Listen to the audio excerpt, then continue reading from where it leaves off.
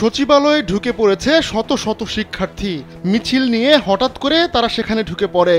নতুন করে আর পরীক্ষা না নিয়ে সাবজেক্ট ম্যাপিং এর মাধ্যমে এইচএসসি পরীক্ষার ফল প্রকাশের দাবিতে সচিবালয়ে ঢুকে পড়েন তারা।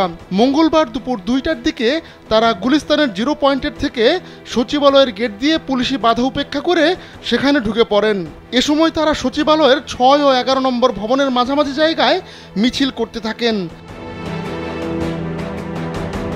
শিক্ষার্থীরা বলেন, একটা বোর্ড পরীক্ষা 6 থেকে 7 মাস পর্যন্ত ঝুলে থাকবে, তা কি করে হয়?